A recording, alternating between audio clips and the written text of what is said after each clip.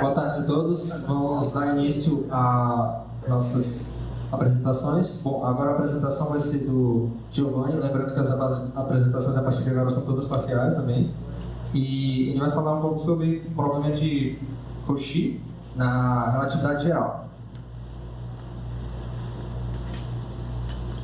Boa tarde. Como ele disse, eu vou falar um pouco, né? Eu organizei a apresentação nessa sequência. Eu vou falar os objetivos que eu teria que atingir até agora, ou os que eu consegui atingir. Vou fazer uma breve revisão de álgebra linear, focada nos tópicos que são necessários para a gente entender um pouco da matemática que vai envolver o problema de Cauchy.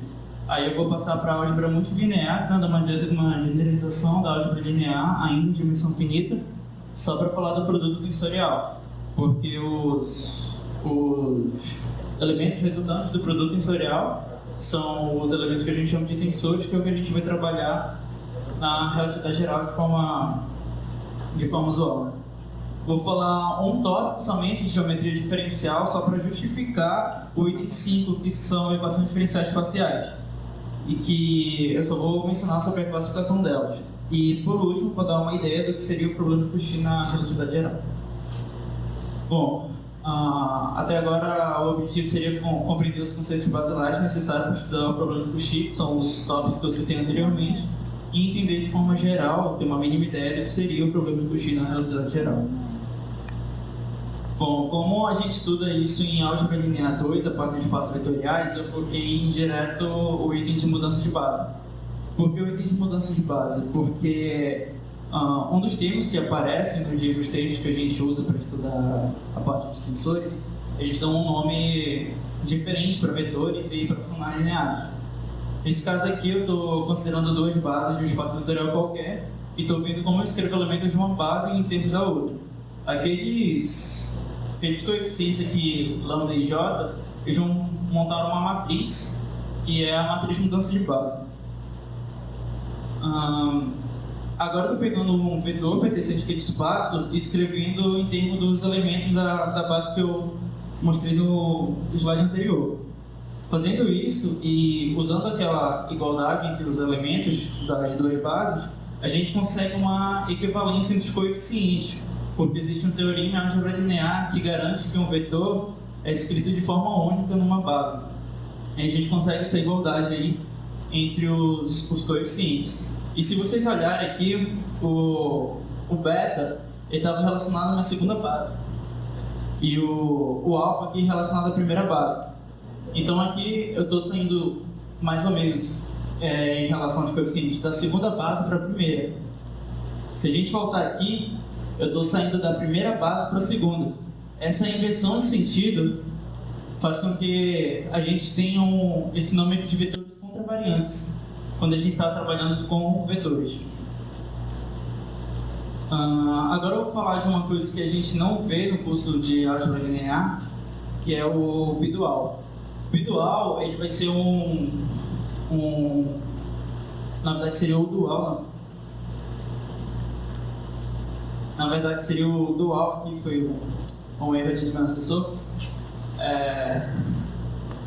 O dual, ele vai ser um conjunto formado por funcionais lineares, que são definidos de espaço vetorial que chega no corpo. Isso vai ser um funcional linear se essa aplicação for linear. E quando a gente fornece para esse conjunto a soma e multiplicação por escalares usuais, a gente consegue munir ele com estrutura de espaço vetorial. Com isso, a gente vai olhar do porquê a gente chama eles de vetores covariantes. Como que eu faço isso? Eu olho para a base de um espaço vetorial e para essa base do espaço vetorial eu tenho uma base dual associada. Essa base dual associada, ela também pode ser vista como... também pode ser feita nela o processo de mudança de base que eu fiz no espaço vetorial original. Quando eu faço esse processo, eu encontro essas duas equações aqui. Essa primeira equação é referente aos coeficientes, e essa segunda equação seria os vetores mesmo que formam a base. Okay? Quando a gente olhar aqui para essa expressão dos coeficientes, a gente vai ver que ela se assemelha com, spoiler, ela se assemelha com essa primeira expressão aqui dos vetores, né, da base, né? Quando a gente faz uma mudança de base, os vetores se transformam desse jeito. Meu Deus. E aqui, quem se transforma daquele mesmo jeito são as componentes. E por isso que aqui ganha o nome de vetores covariantes, que no outro caso seriam os vetores contravariantes. Na parte de álgebra multilinear, só vou definir o que seriam aplicações multilineares, que é uma aplicação definida no cartesiano de dois espaços vetoriais, tirando no outro espaço vetorial. Ela vai ser bilinear se satisfazer essas três condições aí, que basicamente é falar que é linear em cada uma das entradas. Eu só vou falar disso para poder falar da parte de tensores. Bom, o tensor não tem uma definição, vamos dizer assim, muito intuitiva. Na verdade, tem várias definições que eu encontrei. Essa foi a definição mais bonita, assim, na verdade, menos feia que eu encontrei, que associa um produto cartesiano, né, e uma aplicação. Então, como eu coloquei, tem dois espaços vetoriais com dimensões em linha arbitrárias aí. O produto tensorial é todo par Z, φ, satisfaz esses três axiomas. O primeiro axioma fala que o Z tem que ser um espaço vetorial e φ tem que ser uma aplicação bilinear. O segundo fala que a dimensão de Z tem que ser o produto das dimensões dos espaços que fazem o produto cartesiano. E a terceira condição significa que eu tenho que gerar todo o meu contradomínio quando eu aplico essa aplicação φ aí no cartesiano. Esses três axiomas têm uma forma de escrever como um único axioma, que de formas gerais seria um isomorfismo entre o V e o espaço W, que está representado pelo Z. Beleza.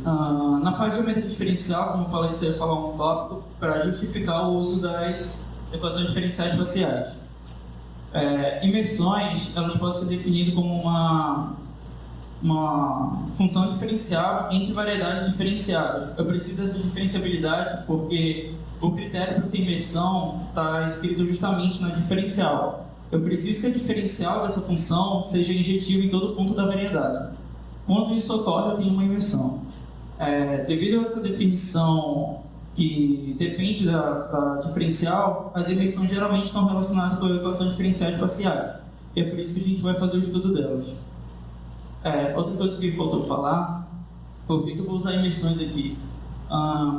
Na parte de relatividade geral, quando a gente vai trabalhar com tempos, a gente precisa, para resolver o problema de Cauchy, a gente vai precisar especificar um valor do tempo e depois um valor futuro, né, para falar sobre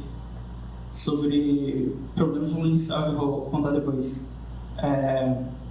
Por causa disso, a gente vai ter uma hipersuperfície lá que ela vai ser uma imersão. E aí a gente vai trabalhar com essa parte de imersões, né? Ok. Equações diferenciais espaciais. Basicamente são representações matemáticas de lei da natureza e são equações diferenciais que envolvem duas ou mais variáveis independentes. Embaixo aqui eu escrevi de uma forma aí um pouco rigorosa, mas basicamente é uma função que vai depender... Eu vou ter uma função conhecida e uma função que eu tenho que determinar. E essa função conhecida tem uma relação com a função que eu preciso determinar. Essas equações diferenciais espaciais, elas podem ser classificadas. Pode ser classificada tanto quanto a ordem, que depende da ordem da maior derivada parcial. Linearidade, que vai depender tanto se aqui eu não disse que essa função U, mas se a gente voltar aqui, é a função que eu preciso determinar. Tá? E a função F seria a minha função conhecida. A EDP é dita linear se U e todos os seus derivados parciais são de primeiro grau com coeficientes constantes que dependem apenas de variáveis independentes. Caso contrário, ela é dita não linear. Mas eu fiz um adendo aqui, essa parte aqui do semilinear. Ela vai ser semilinear se tiver derivadas parciais de ordem maior do que 1, mas que ainda sejam lineares essas derivadas parciais de ordem maior. Quando ela não satisfaz nem essa condição, nem essa primeira, aí sim ela é dita não linear. Bom, outra classificação que tem para as EDPs é quanto ao tipo de EDPs, que vai depender do que aparece no EDP. Se aparecer essas expressões aqui, eu vou ter uma solução, uma EDP do tipo elíptico. Quando aparece isso daqui, eu vou ter uma parabólica, e essa última aqui é uma hiperbólica. E é esse aqui que vai ser o caso de estudo no problema de Cauchy. Ok, o problema de Cauchy na relatividade geral. Bom, essencialmente ele é um problema de valor inicial. O problema de valor inicial do mesmo jeito que a gente vê no curso de EDO, que dá lá uma condição. Tu conhece o valor da função que tu quer encontrar num determinado ponto. E com isso tu consegue especificar. Como é o nome que a gente fala? Tu conhece condições de contorno, e tu consegue especificar todas as constantes na hora da solução. Bom, no caso do problema de Cauchy, a gente vai ter que encontrar soluções para as equações de campos de Einstein. E essas equações são equações diferenciais, parciais e hiperbólicas. E as nossas condições iniciais vão ser as superfícies que carregam a informação temporal. O estudo do problema de Cauchy, quando a gente faz a solução, nos permite encontrar relações de causalidade. Também tem outra implicação que eu não coloquei aqui porque eu não entendi muito bem, mas que falava que essas equações de campo de Einstein, elas teriam uma solução parametrizada, mas não ficou muito claro quando eu li isso sobre essa solução parametrizada. Essas aqui foram as minhas referências, e eu queria destacar que essa quarta referência aqui fala sobre o problema de Cauchy na relatividade geral, no capítulo 4, na página 44, e ela assemelha o problema de Cauchy com o demônio de Laplace. Para quem não conhece o demônio de Laplace, basicamente diz que se tu conhecer todas as variáveis do teu problema e saber como o teu sistema evolui, o futuro poderia ser completamente determinado. E o problema de Cauchy tem uma ideia próxima a isso, porque quando a gente tem as informações temporais, a gente teria uma informação inicial e depois uma informação futura.